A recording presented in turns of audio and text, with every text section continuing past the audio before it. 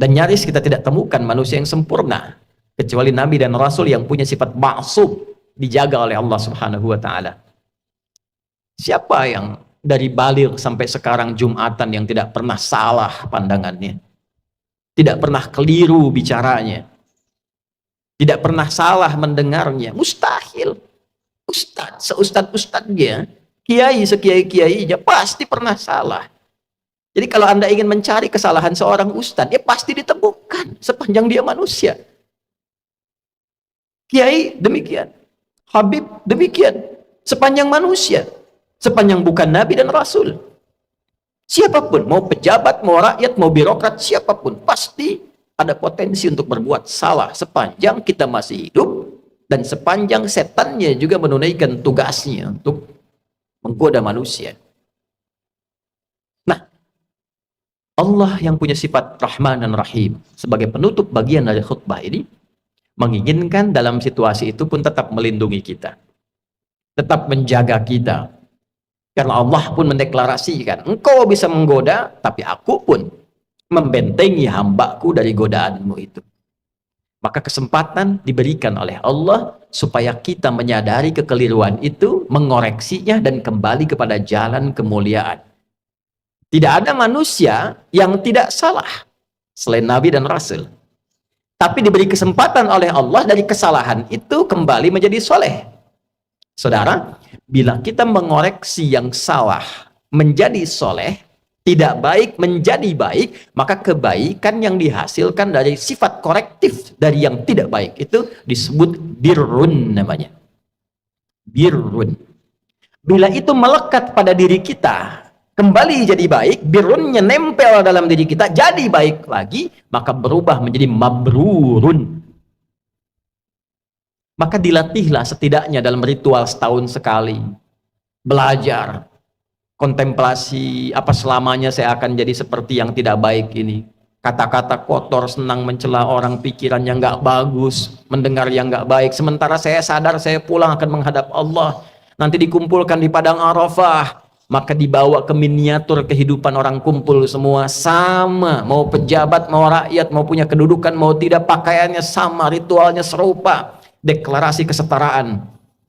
Bahkan sebelum PBB deklarasi, sebelum ada terbentuk banyak negara, Islam sudah memperkenalkan kesetaraan. Tapi dalam kesetaraan itu ada renungan. Apakah akan begini selamanya? Sementara kita akan pulang kepada Allah, apa enggak malu pulang dengan status sebagai pencuri, pulang dengan status sebagai koruptor, pulang dengan status sebagai pencela, pulang dengan status sebagai penyogok. Apa enggak malu diviralkan di alam akhirat nanti? Fulan koruptor, fulan penyogok, fulan pezina, fulan penipu. Datanya dibuka semua, nggak bisa bohong dia. Apa enggak malu? Maka direnungi itu di Arafah itu. Taubat dia, kenali dirinya, tahu kemana ia berkehidupan, kemana ia berakhir, kemana ia pulang.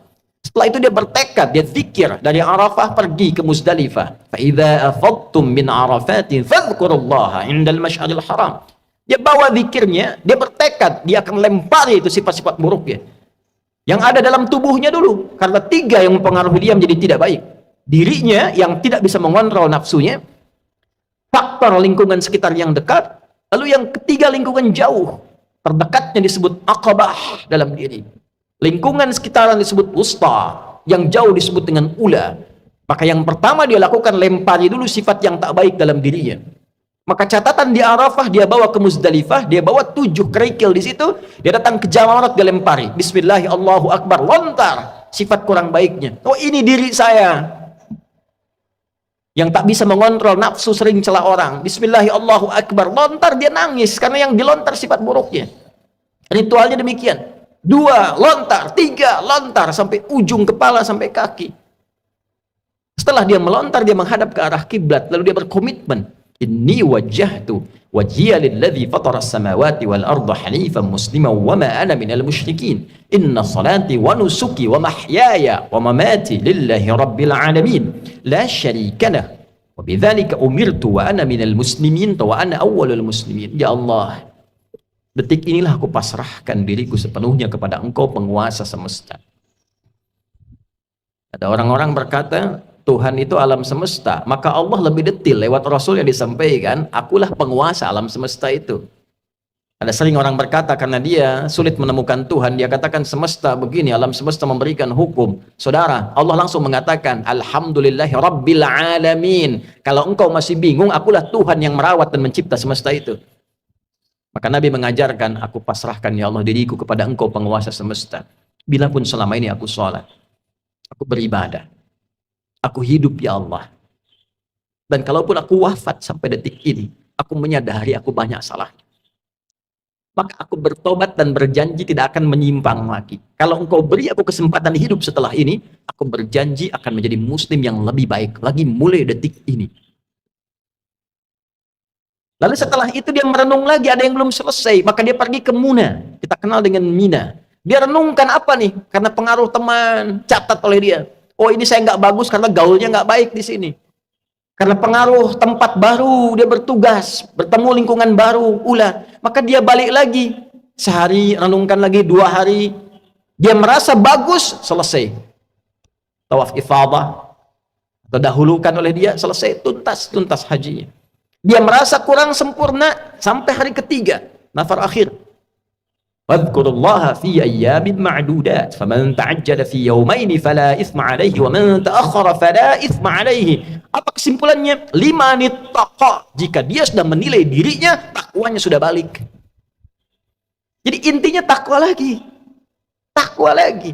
Itulah sebabnya bekal haji pun dari bekal takwa, pulang takwa. Di mana ditemukan statement bekalnya? Al-Baqarah 197. Al-hajju ashhurum ma'lumat, faman farada fihinna al-hajja fala rafatha wala fusuqa wala jidala fil hajj, wa ma taf'alu min khairin ya'lamuhu Allah, wa tazawwadu fa inna khairaz zadi taqwa. Haji itu ditentukan waktunya, sudah viral, diketahui persiapan sampai puncaknya. Jika Anda komitmen bersiap haji, maka siapkan dirimu. Jangan berkata kotor. Jangan engkau berdebat pada yang tidak penting, berselisih. Jangan berperilaku menyimpang. Itu yang kita koreksi di sana. Silahkan berbekal. Allah tahu banyak orang mau berbekal. Kopernya tuh silahkan besarin, bekalin materinya, baju, persiapan. Tapi yang terpenting bukan itu, kata Allah. Yang terpenting itu koreksi dirimu. Wa tazawwadu fa inna khairaz zadi taqwa. Bekal takwamu. Makanya sebelum berangkat kita manasik tuh. Malam tahajud tingkatkan, baca Quran tingkatkan, itu bagian takwa. Nanti di sana dioptimalkan. Begitu pulang 5 nittaqa. Setelah 2 hari, 3 hari selesai di Muna itu, kita simpulkan ada perubahan enggak? Itulah sifat takwa. Ketika pulang berubah jadi baik. Yang tak baik dikoreksi jadi baik. Itulah birrun. Melekat pada pelakunya mabrurun. Ini yang dimaksud kalimat Nabi, al-hajjul mabrur. Haji yang merubah pelakunya menjadi lebih baik dari sebelumnya. Bagi kita yang belum atau tidak berhaji di tahun ini, maka diberikan jalan berbeda. Tapi ini bukan haji. Tetap haji lebih utama karena ada ritual-ritualnya. Tapi ada substansi yang serupa, mabrur, membentuk karakter mabrur walaupun belum ada kesempatan haji. Lewat apa itu? Awal Dzulhijjah, kita puasa, bekali takwa. Di sana wukuf di hari ke-9 waktu Saudi. Makanya disebutkan yaum siyam yaumi arafat. Puasa yang dilangsungkan di harinya saat orang-orang itu wukuf di Arafah, hari di Arafahnya tanggal 9. 9 waktu Saudi, 9 waktu kita. Di sana tanggal 9 wukuf, di sini kita tunaikan puasa. Sama persis puasanya, ya seperti halnya perilaku orang-orang yang sedang wukuf, dia merenung, dia koreksi. Jadi tidak seperti yang Ramadan sifatnya. Tidak seperti yang Ayyamul Bid sifatnya. Bukan cuma sekedar tahan lapar, haus, terbit fajar sampai maghrib. Semua puasa tidak begitu. Ada keistimewaannya. Khusus untuk Arafah, esensinya koreksi diri. Kenali kekurangan dan seterusnya. Malamnya takbir, saat di sana melontar jumrah esoknya tanggal 10, di sini kita menyembelih. Sifat hewani. Hewan itu diciptakan dengan nafsu. Jadi gambaran nafsu itu ada di hewan. Hewan tak punya takwa. Karena di sana melontar sifat hewani nafsunya, di sini menyembelih dan kalimatnya setelah itu sama, menghadap ke arah kiblat, mengatakan kalimat yang sama, inni wajjahtu dan seterusnya. Inilah yang dimaksud Allah di Quran surah 22 ayat 37. Di sana takwa, di sini takwa. La yanalullaha luhumuha wala dima'uha walakin yanaluhut taqwa minkum.